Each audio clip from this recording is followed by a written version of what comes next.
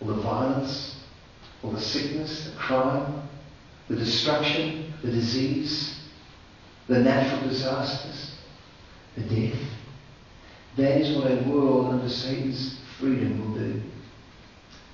The good news is that this blue planet that we call home, hijacked by Satan, has also been redeemed by Jesus Christ. And that's good news. In fact, it's the best news. We're going to study it.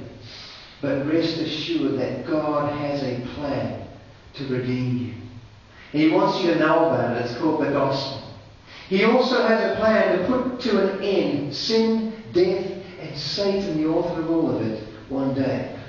Look at what he says in that passage we read earlier. Ezekiel 28 verse 18. This is a prophecy about the devil. God says, I made a fire come out of you, and it consumed you, and I reduced you to ashes. That's the fate which awaits the devil himself. Beyond this, God speaks of a brand new earth, a brand new heaven and earth, which we talked about in the question time. Let me read it for you, and then I'm going to play for you a story.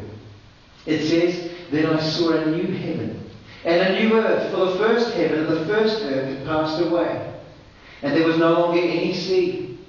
I saw the holy city, the new Jerusalem, coming down out of heaven from God, prepared as a bride beautifully dressed for her husband.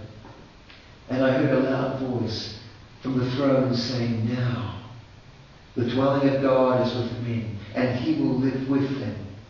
They will be His people, and God Himself will be with them. Doesn't that sound like how God set it up in the first place? God Himself will be with them and will be their God, and He will wipe every tear from their eyes. There will be no more death, or mourning, or crying, or pain. For the old order of things has passed away. Don't you want to be there? Don't you want to be there when Jesus makes the world new?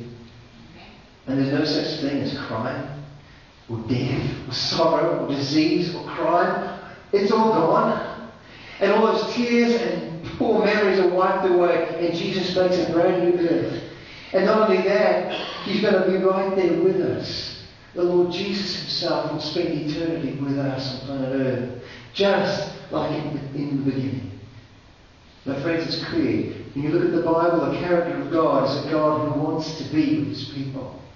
He wants to be known by them. He wants them to know Him, to choose Him freely, to love and worship Him. Jesus makes the invitation. Very simple. He says, come to me. I want to invite you tonight in your heart, if that's what you would like to do, just to respond to Him in your heart. When Jesus says, come to me, He also says there is not one person who wants to come that He'll ever turn away, no matter what you've done. Well, I want to share with you a story of a young lady by the name of Rebecca. Rebecca went through some circumstances in her life which caused her to question and blame God's goodness.